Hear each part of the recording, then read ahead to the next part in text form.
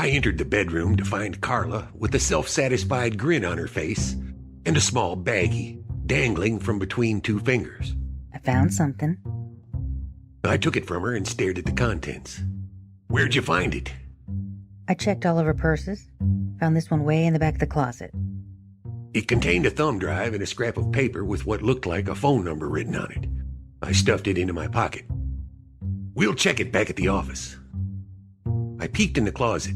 6 pairs of scrubs folded on the top shelf, probably what she worked in. They sold them everywhere. It made sense. Comfortable clothing for cleaning, loose and breathable.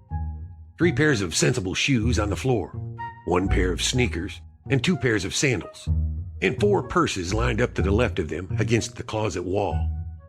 No winter clothes in sight, no boots. Obviously, she hadn't planned on staying here long, or she had her winter stuff somewhere else. Storage, maybe. But someone from the Dakotas would have brought their winter stuff to Michigan, unless they left in a hurry, or didn't plan to stay long. Wait, that's it? Where's my, "You done good, Carla. Great job, kid," for all of my effort? You done good, Carla. Great job, kid. Carla scowled. When I solve this case, I expect more enthusiasm, Morneau. And a new desk chair.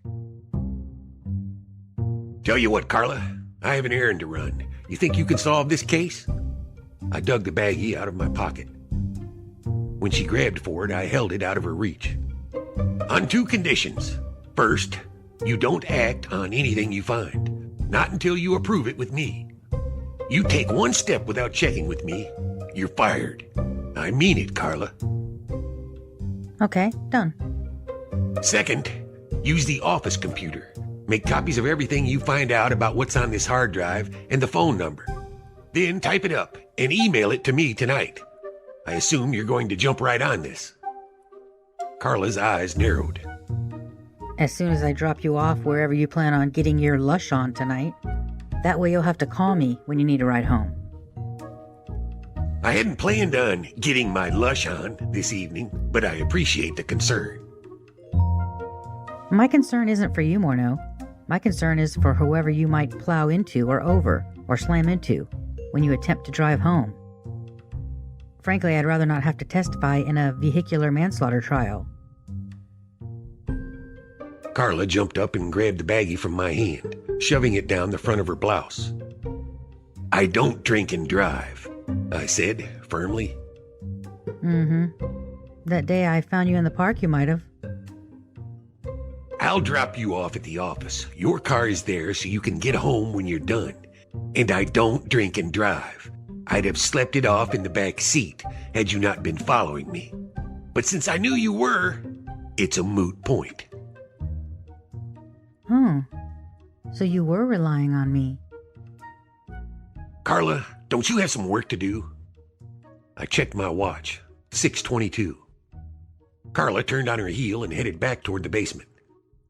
You'll call me if you're out and you need a ride, though, right? I followed her through the basement and stood outside on the cement steps, closing the door firmly behind us, leaving it unlocked in case we needed to return. If I go anywhere after I get my errand done, it'll be the meanwhile. The bartender won't let me drive home drunk.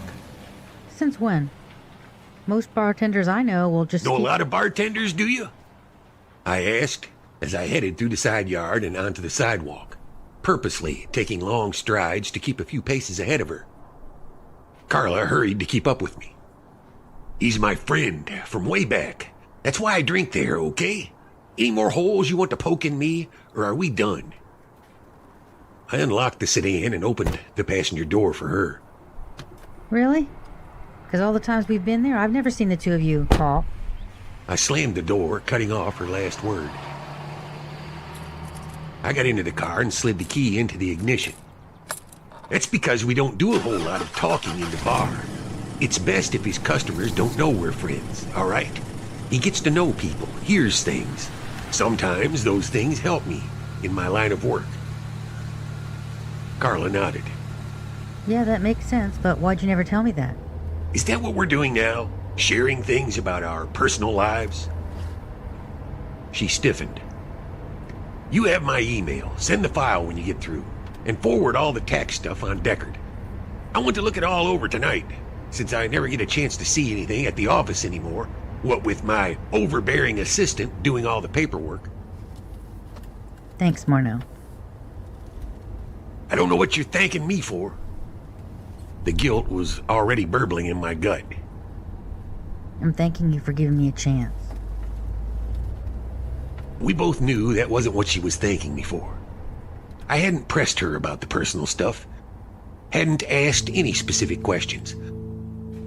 But that didn't mean I wasn't on the hunt for some answers. She just didn't know it. I pulled up to the front door of the office and watched her enter and lock it behind her before I drove away. A lot of planning had led to what I was about to do, and I felt no less guilty about it than when I'd run the background check on her. A week ago, when I'd snagged the keyring from her purse while she was busy on the phone and taken it into the office bathroom to make a wax imprint, I hadn't been proud of myself. Nor was I particularly proud of myself when I took the wax impression to an old contact who dabbled in all manner of minor, but still less than legal undertakings to have a copy made. And I was certainly not feeling any measure of pride as I pulled into the driveway of Carla's modest bungalow. She lived in a part of the Detroit hood known as Banglatown, due to the high volume of Bangladeshi immigrants. Over the past few years, the area had attracted a small but growing handful of artsy types, bent on making the community better.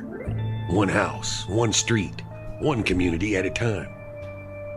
It was a better area than some. There were parts of Detroit that were like entering a war zone. Neighborhoods of forgotten people living amid dilapidated buildings, both busy with the slow work of folding in on themselves. The empty structures now served as crack dens and hideouts for all manner of crimes most people would rather not contemplate. Rape, child abduction, trafficking. The only growth industry in these areas involved gangs of armed scavengers looting scrap metal from the remains. Now, here I was, entering her bungalow, prepared to do some scavenging of my own. The information I'd been able to cobble together regarding her past left little to be desired.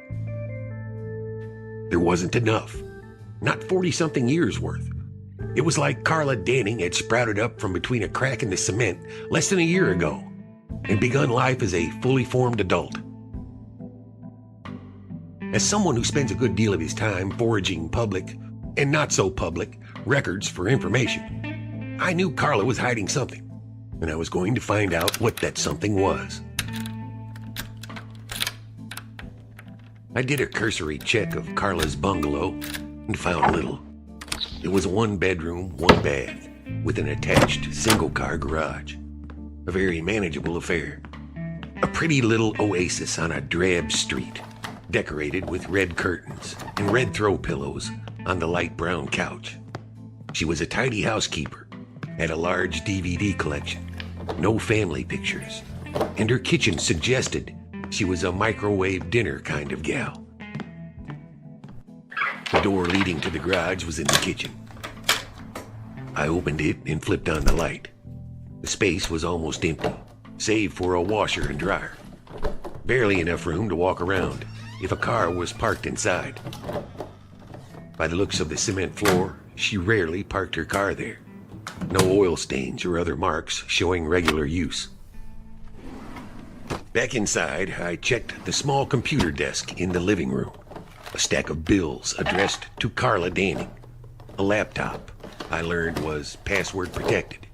And a few bottles of nail polish lined up like little soldiers. But no old papers. Nothing that gave me any clues about her past. Her room was the same. It was all very normal. I found one small thing in the bathroom, but wasn't even sure it was anything at all.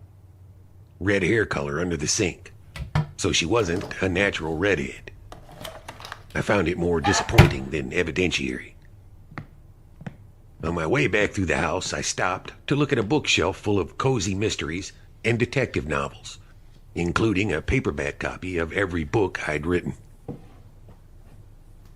I pulled out the first in the Detective Bellamy series, Death Wears a Paisley Tie, and turned it over, marveling at how young I looked in the picture. 10 years. It had to be about that many since I published the first one. A lifetime ago. As I went to slide the book back onto the shelf, a card fell out. I returned the book to its space and picked up the small card. It was a business card for a daycare in Florida called Kids Play, with an address and a little picture of stick children in the corner. At the bottom, Lucy Rios and Bethany Keene, co-owner operators, followed by a phone number. When my cell phone rang, I pulled it out and checked the time. 6:59, then answered. Yeah? Okay, so don't get mad, but I'm on my way to John's house. You know that stoner on the cleaning crew? Carla, what did I tell you? An odd little cuckoo clock hanging on the wall above me began to chirp loudly. 8 times. I know, but Are you in my house right now? I was trying to come up with a reasonable response when she growled on the other end of the line. Stay where you are, I'll be right there. Less than 10 minutes later, she threw the front door open and tromped up to me as I sat on the couch, leafing through a copy of O magazine. She snatched it out of my hands and swatted me in the face with it before tossing it back on the coffee table. So, you can explain this flagrant violation of my privacy? She was pissed, spittle flying out of her mouth, pissed. Angry pink flowers of color appeared on her cheeks. Orange flecks of hot flame flicked around her irises. Her eyes were like a mood ring. You gonna tell me why Carla Danning has just enough background in her history to cover a span of about 6 months? Or why she suddenly popped into my life right around that time and began following me despite multiple restraining orders, which were all violated, might I remind you? Or why Carla Danning has the nerve to be purposely obtuse regarding my privacy, but when the sanctity of her personal space is violated, suddenly it's a problem. My cell phone rang. Oh, no, you don't. Carla reached for the phone, but landed in my lap when I jerked it out of her reach. I looked at the LED screen, then struggled to get out from under her. What? What is it? Carla asked, probably off my concerned expression. Morgue, I said, then flipped the cell phone open. Yeah.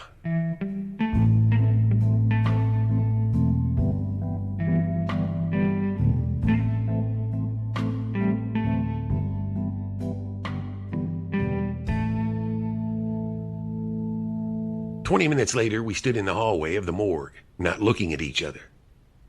You can wait out here. I tried to make it sound like an order. I'm going in. Carla stared straight ahead at the door with morgue printed in black letters on the frosted glass. I didn't have time to dissuade her. The Wayne County medical examiner opened the door and stuck his head out, ushering us inside. The body was on a silver metal slab in the center of the room. 3 other metal gurneys visible. A sink and workstation was on one wall, an industrial freezer on another, and row upon row of body drawers lined the third. He was found early this morning, multiple abrasions and lacerations to the arms and back of the head. When the ME lifted the sheet, I shook my head. He laid the sheet back down, leaving only the face and neck visible, except for one bloodied hand peeking out from beneath, lying on the cold metallic surface. Cops picked him up at Chain and Canfield Streets. They took his bedroll and shoes, whatever else he had on him. He had your business card and a comb in his pocket. That's it for personal effects.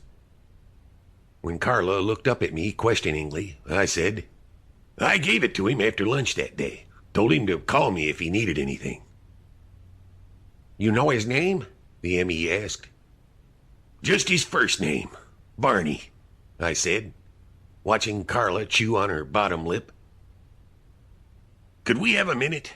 I asked the ME, who nodded briskly and left us alone with the body. Barney, how could this have happened? He was a wino, Carla. She stared at me, incredulous. So are you, Morneau. No, I'm a drunk. Which isn't to say I'm a better person. In fact, one could argue that old Barney was the salt of the earth, the best of us. But the definition of wino includes an inference that implies homelessness, which further implies a set of ongoing circumstances that tend to diminish life expectancy. Words have meaning, specific meaning. That's all I meant, Carla. I wasn't judging. Carla's chin trembled as she stared down at the lifeless man. I know you weren't, She said, winding her fingers around Barney's thumb like a little girl might do with her father. A large, calloused, weather-beaten thumb engulfed in a tiny hand. My heart almost broke with it. How the gesture was steeped in a visceral sense of lost innocence. I had to turn away. Heard her take a deep, ragged breath behind me. Neither was I when I don't judge you, Morneau. I turned back around and put a hand on her shoulder. I know. Do you? Really? Carla, there's lots of things I don't know about you, but that's not one of them.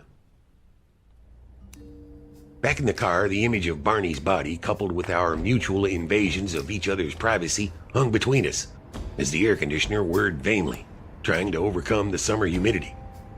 My voice finally cut through the silence. Where were you headed when you called me? Oh, fuck. Pendergast. Carla fished her notebook out of her purse. We have to go to his place, Morneau. That phone number with the hard drive, it was to the Detroit Free Press office, a reporter. Our conversation didn't get too far, but it sounded like he knew something. He told me we needed to make sure John didn't end up like Crystal Bell. Said we should go over to see him first and then call him back. I sighed, took the notepad from her, read the address, and then made a U-turn in the middle of the road. A few minutes later, we were parked in front of a decaying public housing unit. 6 floors of desperation in the center of Detroit's city proper. As we took the stairs to the 3rd floor, Carla said, So there were pictures on the hard drive, 3 of them. It looked like some kind of cleaning crew. Not the kind that Crystal did, though. They were cleaning outside, near a river. From what I could see, it was mostly Hispanic workers. But there wasn't much in the photos other than that. I'll check them out later. You email me the file? I asked. Carla nodded as we reached apartment 314. I knocked on the door and we waited a full 3 minutes between the, "Yeah, hang on," to the door being slowly opened. We were instantly assaulted by the commingled stench of marijuana and the sickeningly sweet smell of air freshener. John Pendergast? The young man eyed us suspiciously, though it was a lazy suspicion at best. You cops? No, he's a private detective and I'm his secretary. We don't give a shit about the pot, John. In fact, we just came from viewing a dead body, so if you're willing to share, I could use a hit. John's mouth tugged into an ineffectual smile as Carla brushed her way inside. He closed the door and moved to sit on a threadbare recliner, motioning to a pockmarked coffee table and a roach in the ashtray. I sat down and watched Carla pick it up and put a hand out, waiting for John to locate a lighter. It took him longer than it should have to realize it was in his hand. Finally, he coughed out a stoned chuckle and handed it to her. Carla lit the roach and took a hit, squinting as the smoke trailed up into her eyes. She held it in, pointing to John and talking as she kept the air in her lungs. Well, you gonna question him or just sit there and... She blew the smoke out and embarked on a tidy little coughing jag that she only got under control after she went to the kitchen, filled a glass with water, and consumed it. When she came back into the living room, I'd already started talking to the kid. Dead? Seriously? Jesus H, fuck. John threw his head back and closed his eyes, but opened them almost instantly. What happened? Cops aren't sure yet. Just found her this morning. I assume they'll be around to talk to you, so you might want to do a little cleaning. I made a sweeping motion over the drug paraphernalia on the table. He nodded, but seemed too stunned to care. Wow, Crystal, man, she was all right. Cool kid. I mean, she was older than me, but she was kind of like a kid. You know she was Amish, right? I mean, her family is. That's where she came from. I think she said a cousin helped her get out or something. John scratched his leg as he shook his head. I made a mental note to get back with a cousin who, like Crystal, had left the Amish lifestyle some years back.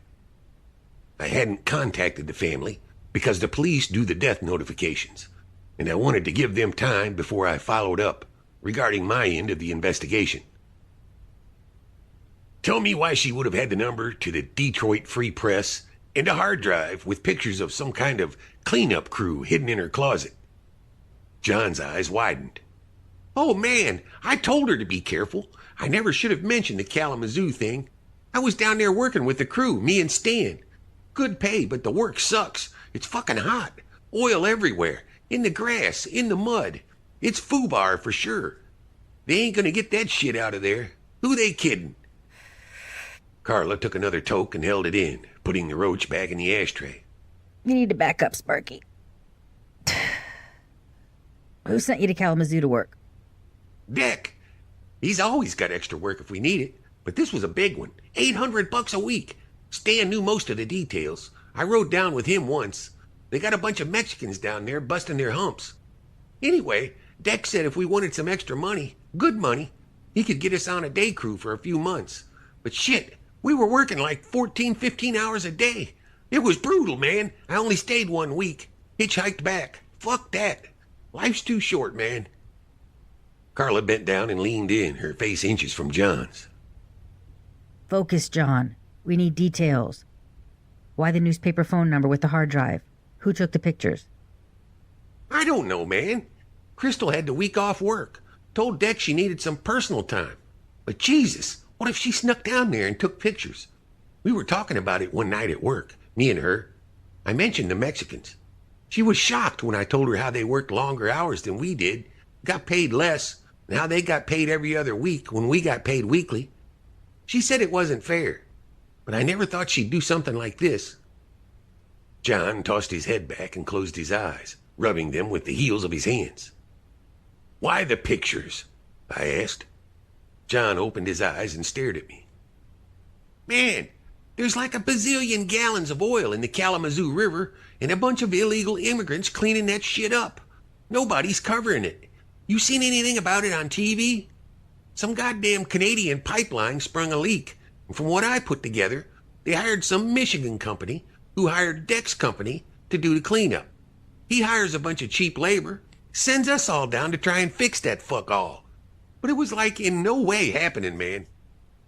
John, how do you know they're illegals? I asked, immediately uncomfortable with where this line of questioning was taking us. Stan, man. Stan the man. John was suddenly overcome. His eyes filled with tears, yet he was angry. Stan the man. Deck's right-hand man. Stan knows everything, man. Deck was promising him his own crew if he got this taken care of. So he helped organize putting all those guys up in shitty hotels. Had 'em bust in from Texas. Jesus, what a ride that must have been. Anyway, Stan, he's working his way up Deck's corporate ladder. John snorted, wiping his eyes. Yeah, right. Corporate ladder. I think Deck's using his ass to do the dirty work. Must be something there because Deck doesn't do anything for free. He's an okay guy, but he's out for himself. You know what I mean? You know Mr. Deckard's in the hospital, right? What? Someone tried to off him too? John gripped the armrests of the recliner. No. Looks like he had a stroke. About a week ago, right about the time Crystal would have been... I stopped, confused. Haven't you been at work? Yeah, I've been working nights, but nobody told me shit, man. I just show up, do my job, and go home like everyone else. John looked at a clock hanging over a TV. Shit, I gotta get ready for work, man. With Stan gone, we're short too, and it's just me and Sally. We got 3 restaurants to do tonight. What do you mean when you say that Deck was promising Stan his own crew? Stan said the night cleaning crew was bullshit. He wanted something bigger. Deck has road work contracts, and Stan wanted to be a crew boss. You know, do the bids, organize shit, hire workers to do the labor, keep his hands clean. He can hump if he wants to, but he don't want to. He's got a busted knee and wanted something he didn't have to work so hard on. Hey, do you think Deck killed her and then, stroked out after, like from the guilt? It was possible. Maybe Deckard found out about Crystal nosing around in his business, but that theory only held if the timing was confirmed. I needed to check with the cops to see if they got any prints or evidence. John didn't give off the impression of a killer, that's for sure. If he was lying, he was pretty damn good at it, despite being high as a kite. I stood up. John, let me ask you this. Why would that reporter at the newspaper have told us to come check on you before you ended up like Crystal? What? John jumped up, suddenly paranoid, looking around the room. Carla motioned for him to sit down. Okay, slow your roll, Half-Baked. Relax, John. Listen to me. I put a hand on the kid's shoulder and pushed him back into the recliner. You got somewhere to go till this all blows over? Motherfuck, are you serious? I won't say anything, man. What do I care if a bunch of Mexicans want to work illegally? Live and let live, man. John stood up again and paced the living room. I had nothing to do with it, man. I swear. I don't have any idea what's going on. His voice had gone all squealy and girlish. John, does Deck have a partner? Someone who runs the business with him? No, just Deck. Stupid Deck, getting us all into stupid shit that you're telling me could get me killed. Damn, man. Get out of town for a while, John. I mean tonight. Until we figure out who would have reason to want Crystal dead. We don't know if you're next on the list.